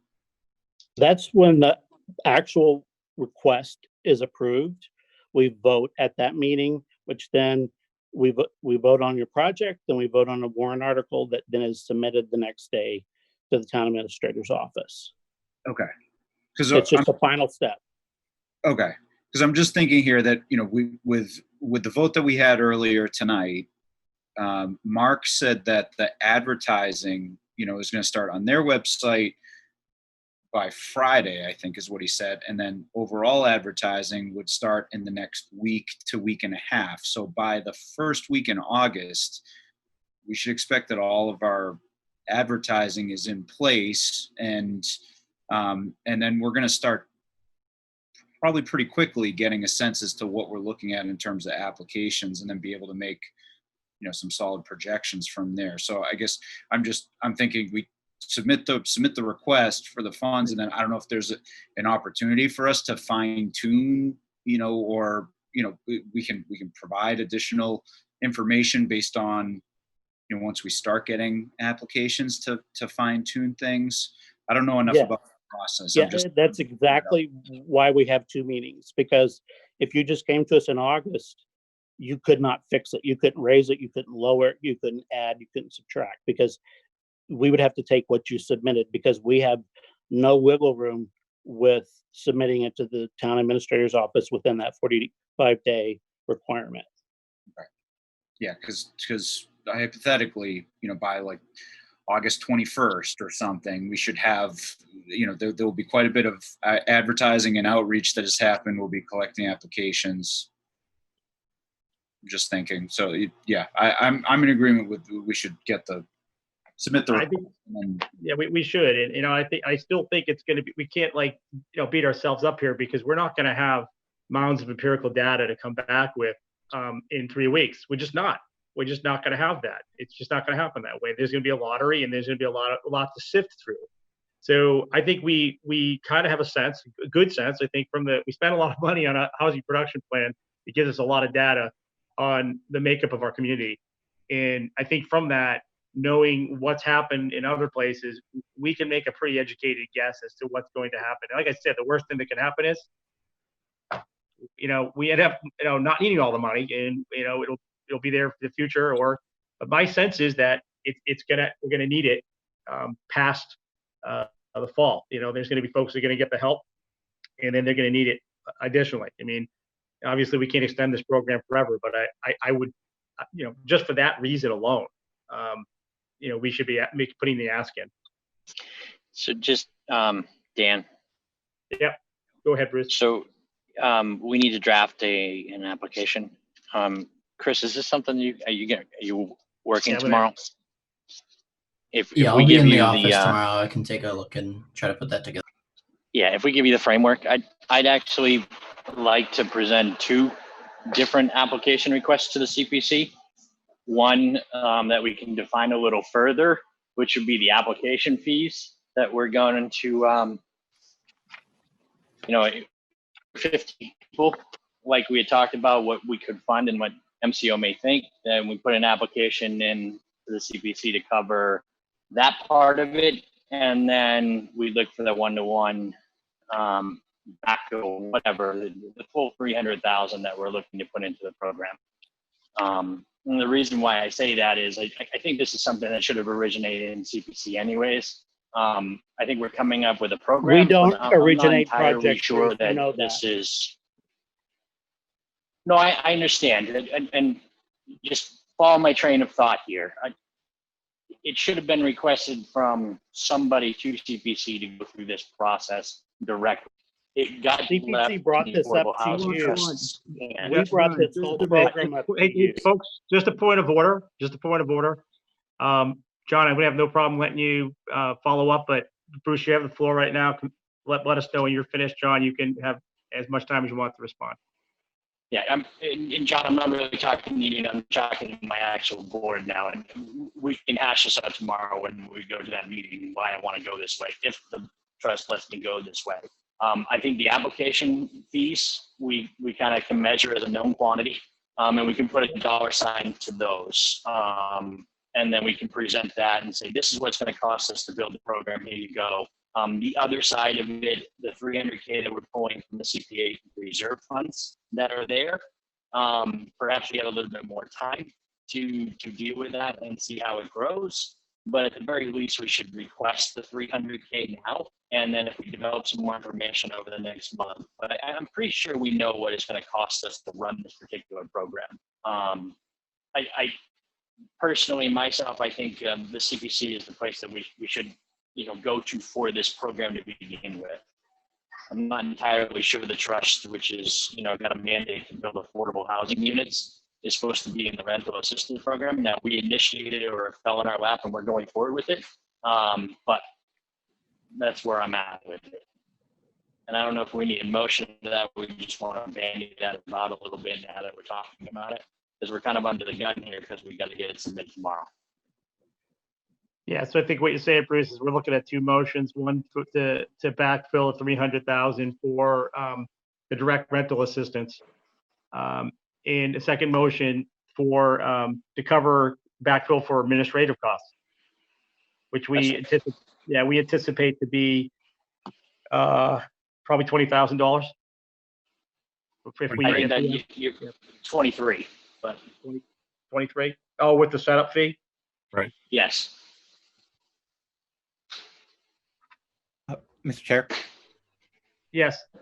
I think maybe we should go a little bit higher. 20 would be if everybody was using the maximum amount. We can cover more people if there are a lot of people who are getting a less than $2,000 a month, and then that'll end up meaning more of those $400 application fees. I didn't see them differentiate that. Yeah, it's $400 per application approved. It's not based on the amount of the benefit. Right. So we're thinking we're looking at a sort of a worst case scenario. We're doing this, and I base that on I think 50 households. I based it just on the households that would be accepted into the program. So that's where the 20,000 came from, I think. So it didn't have, I don't see where it did, and I don't think it has anything to do with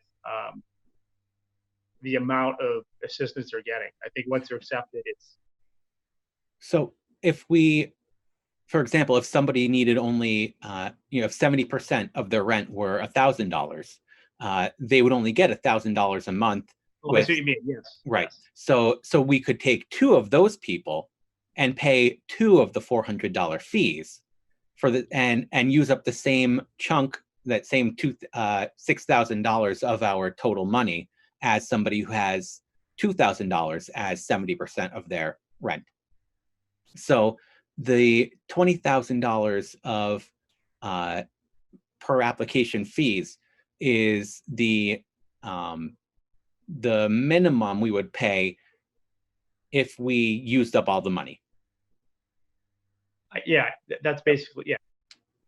Yeah. But I think we were looking at it as being, potential was max of, we're capping it at 6,000, so we don't know. If you assume you have 50 people in the program and it's, you're spending 6,000 in direct aid, it's $400. That's where the 20,000 came from. Right. Is it capped at? So for I would example, use if you had 100 people who only needed $1,000 a month each, they would each Right, only okay. get 3,000 total, and that would add up to the whole 300,000. But that would be 100 people at $400 application fee, and that would be $40,000. So Yeah, I get obviously, what we're you're not going to get that exact outcome. Right. That's We don't very know. precise, but yeah. So it could be more than 20,000 in application fees. Is my point. Okay. Yeah, we have to have a baseline for them. Yeah. That's Are what I was we? I'm sorry, I can't find the hand raiser thing, but are we? Go ahead. I can see it. Go ahead, Aaron. Are we capped at only 3 months worth of rent? We are. So Can we the way change it that? works, Because that would make things a lot easier. In fact, it would give us a lot more flexibility where if somebody only needs 1,000, we could still cap them out at 6 months, right? so yeah, you're capped at basically what it is. It's a 3-month program where you're capped at $2,000 a month.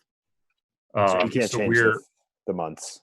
what we can't at this point. I mean, this is the contract that we're going for, and what we had discussed at last meeting was, we wanted to capture people.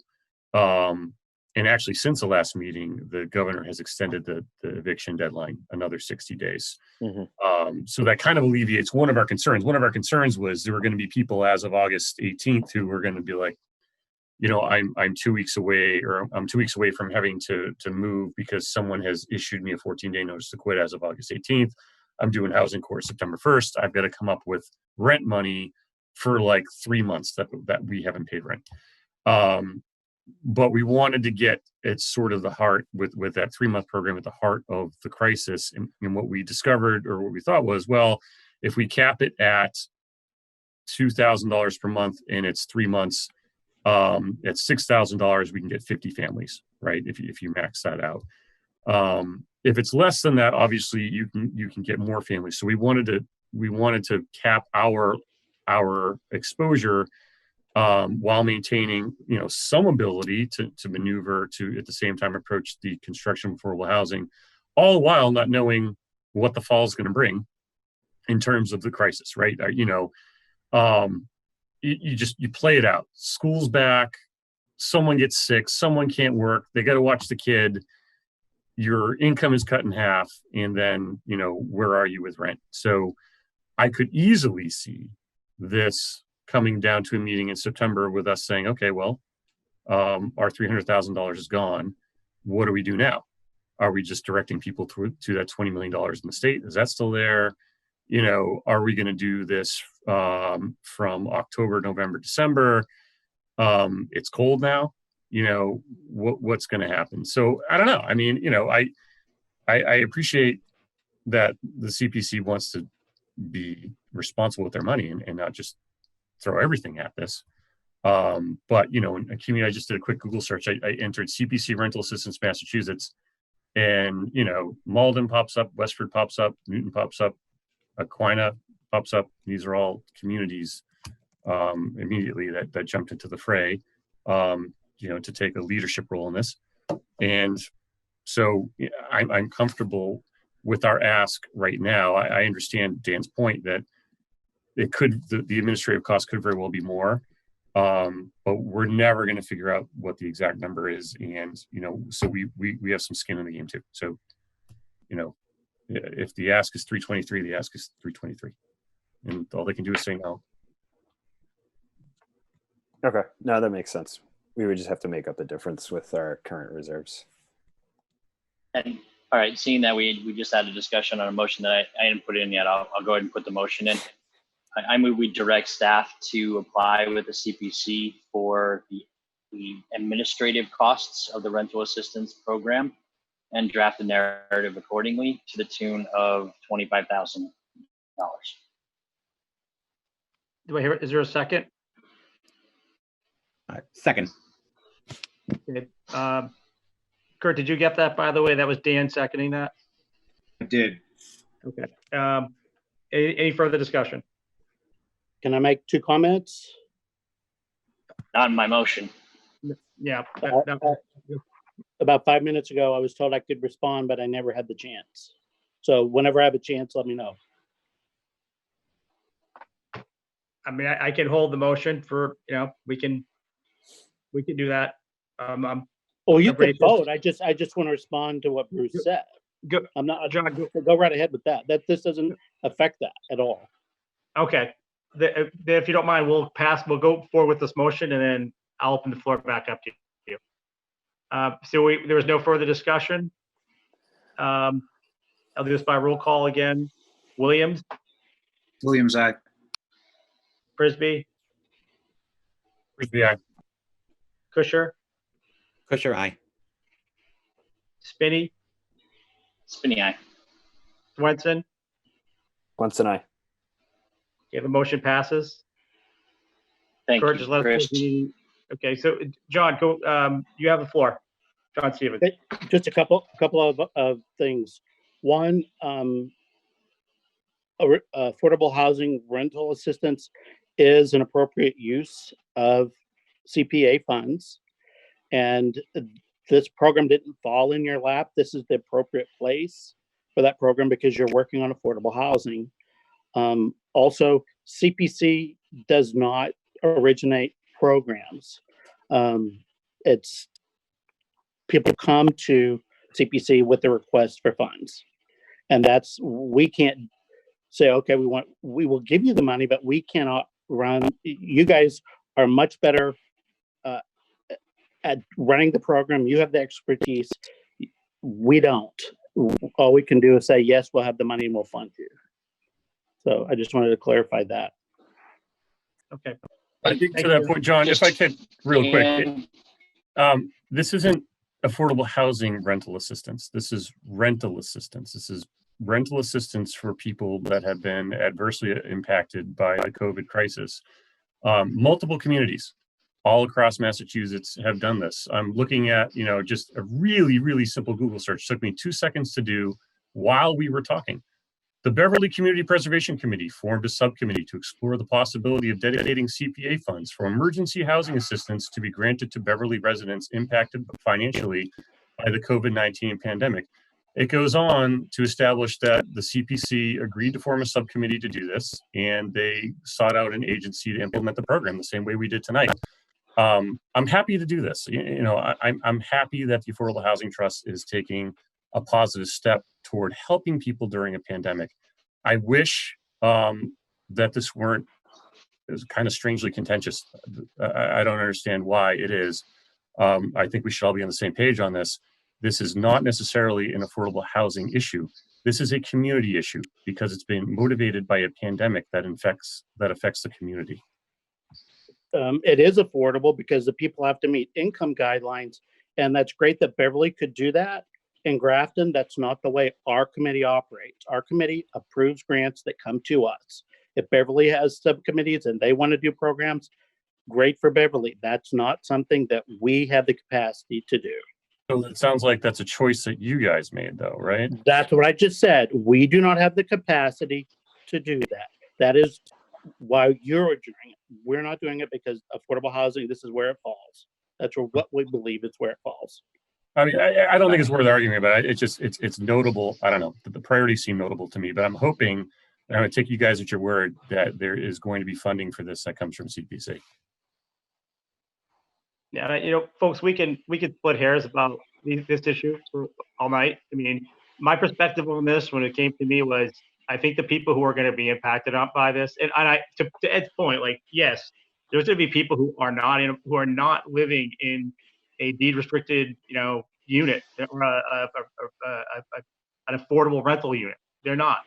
That unit is not part of our SHI. There's a lot of people who qualify for affordable housing in town that are living in market rate units and market rate homes, and they're not. Our mission obviously is to build, grow, and develop affordable housing. But I think we're both right. There's a lot of folks here that we want to keep them in their house, want to keep them in their apartment, and I know that the impact of this is going to fall heavy on the folks that we're trying to serve who are in affordable housing. So, there's a lot of room for us to work together. We've got a motion out there already. I think we're going to put another one forward. And John, we're going to work as hard as we can to kind of get something structured. We're going to have the facts are going to change on the ground. So you need a budget. You need to have something concrete from us, which I completely sort of appreciate and respect. But to Ed and maybe Bruce and other people's points, it's like, yeah, we know this is going to happen, and unfortunately, there's a calendar that we're working with, and we have a set amount of money for in our portfolio, and we can go through it pretty quick. And at the end of the day, we still need to develop affordable housing. So, I mean, that's just our concern, John. And I know your committee has rules and it's structured to do things a certain way, and and I respect that. But on our side, it's okay. We have that Pulte money. We can't burn through that. We have close to $700,000 in CPA money, which has been given to us every year, and we appreciate that. And we've been trying to get a project in front of us. And now we have Worcester Street, and that could be a great opportunity. But there's other things too. I don't want to interrupt you, but I think we're having a conversation that we're probably going to have tomorrow anyways. So if you don't mind, I just wanted to make the motion. Yeah, I just wanted to make that point because I was here at the beginning of this and how it started. And so, I kind of want to put it to rest, and, so we can all of us can move on. But, that's kind of how this came about. And that was my perspective on it around how it's going to be affecting people with affordable housing. So we have one motion that was approved and accepted for the administrative costs. Do we have a motion for for $300,000? All right, Mr. Chair. Mr. Prisby, Mr. Spinney, I'm sorry. I move we direct staff to apply for a grant from the CPC and the accompanying narrative to the tune of $300,000 for the funding of the actual rental assistance program. Do I have a second? Second. That was Dan. Any further discussion? Hearing none, we'll do this by roll call. Kurt Williams. Williams, aye. Ed Prisby. Prisby, aye. Dan Kusher. Kusher, aye. Bruce Spinney. Spinney, aye. Eric Swenson. Swenson, aye. The motion passes.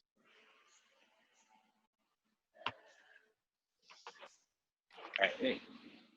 So yeah, Dan, let me just reiterate, because I think you are thinking this is going to be a real big project for tomorrow. There's a cover sheet. You'll put your name, contact information, the name of the project, the amount you're requesting, and a budget. That's it. You can fill out and do everything else between now and the end of August.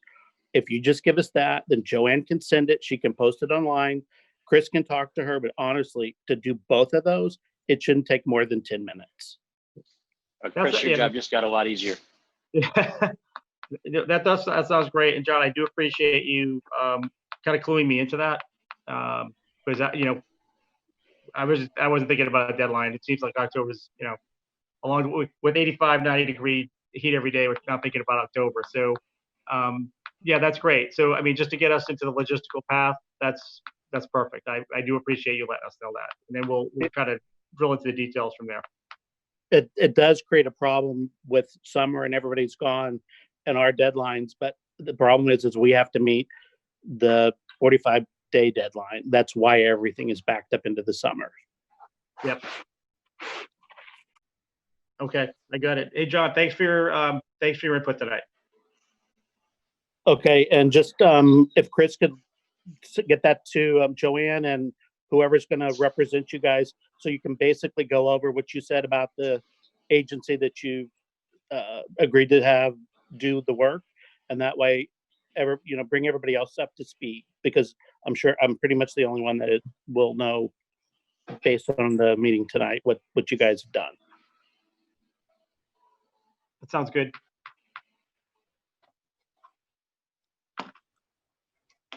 Okay, so I do want to point out one other thing that came up pretty quickly, and I wanted to put it out there for the rest of the trust. And if there's anyone who else wants to be involved in this, I was invited to a call with between the town administrator and a developer looking at talking potentially about Fisherville Mill. And if there's anyone who's interested and wants to try to be in on that call, I think it's just an introduction. It's not, there's obviously nothing going to be decided.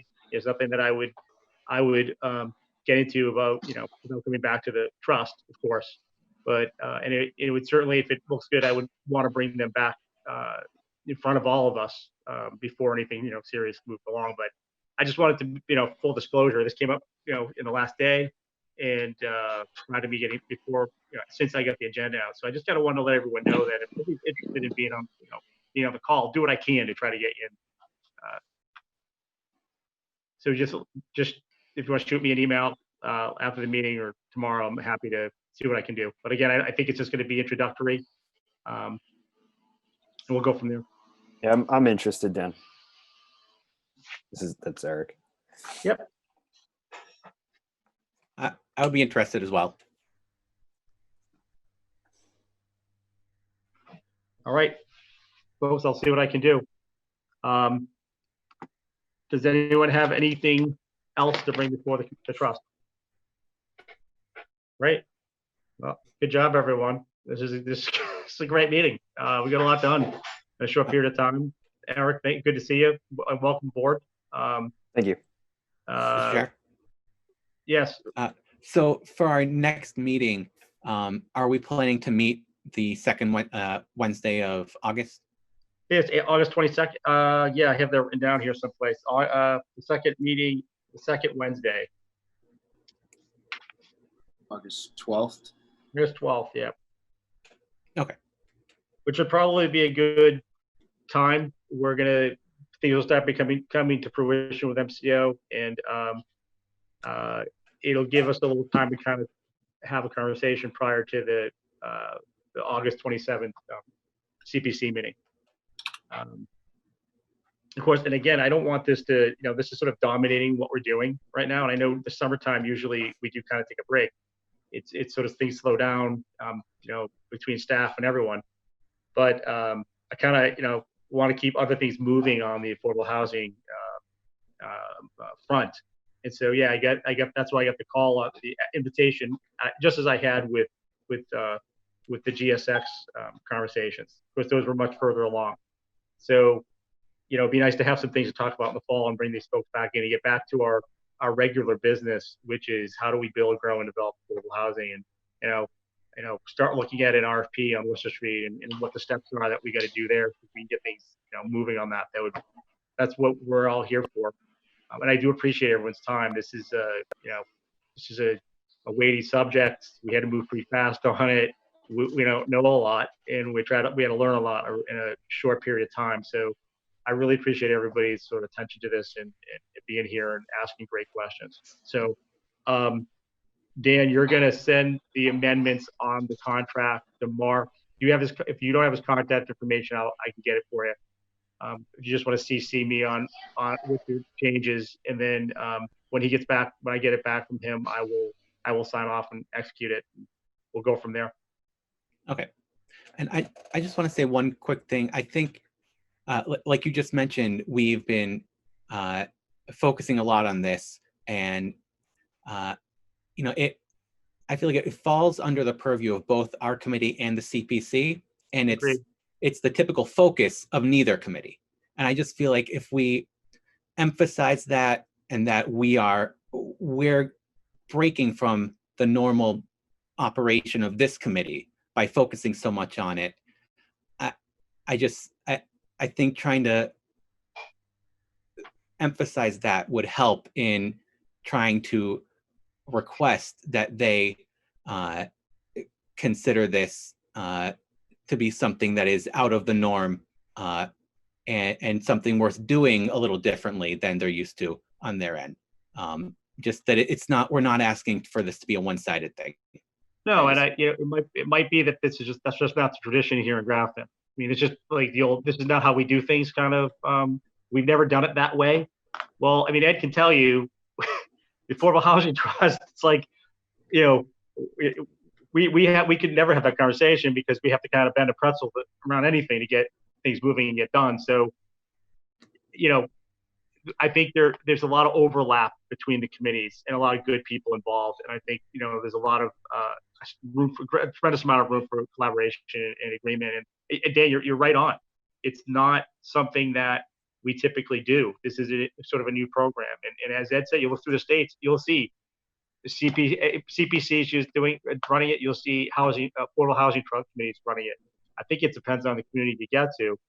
I again looked at it and said, this is going to hit the people that are in our affordable units harder than anybody else. And I can't let them get evicted if we don't do anything about it. Somebody has to kind of say, let's take the bull by the horns. That's why I'm glad all you gentlemen are back here now. So we have a full committee to kind of work these things through and help me. So, but you're right, Dan. I think it's something to be really positive about. I mean, this is a group of people coming together in the community, and they're part of the community. We're part of the community, and I think we can do a lot. We don't want to lose track or sight of the fiscal or the fiscal part of this for us, the fiduciary responsibility we have as a trust to, when we're trying to grow and develop affordable housing. And that's why I talk about the other avenues and say, we can't forget about, if the state aid is out there later, fine, what can we do? We have the CARES Act money. We've got to use everything we can, because really that money that we have that's been given us, to use from the CPA is to build, grow, and to actually develop affordable housing, not necessarily to rescue people. That's not, but no one could have known this. They couldn't have known it, and we couldn't have known it, 6 months ago. So, yeah, I mean, go ahead. I just want to, remind people of one thing. When people talk about, and John had mentioned it briefly, that, it is affordable housing because there's an income requirement. Well, that's true, but what the housing that we're designed to maintain and develop is subsidized housing inventory housing, which remains affordable housing long after we've all come and gone from this committee, whether or not there's affordable housing trusts going forward in the future. So, there again is sort of a misunderstanding of what affordable housing is. Simply because it is colloquially affordable and it is housing doesn't mean it's necessarily within our purview and our mission. So I just, I think this is a really good example of just how hard it is to really get people to wrap their minds around what it is we do, even when it comes from somebody who is chairing a committee who's responsible for a fair portion of our funding. So, here we go. Good luck to us. This is just the beginning. Right. All right, guys. Does anyone have anything else? Move to adjourn. Second. We don't have to do a roll call for this, do we? I think you do. We do. Oh God. Williams. Williams, aye. Frisbee. Frisbee, aye. Kusher. Kusher, aye. Spinney. Oh yeah. Aye. Swenson. Okay. Swenson, aye. Motion passes. Gentlemen, good evening. Thank you for your help.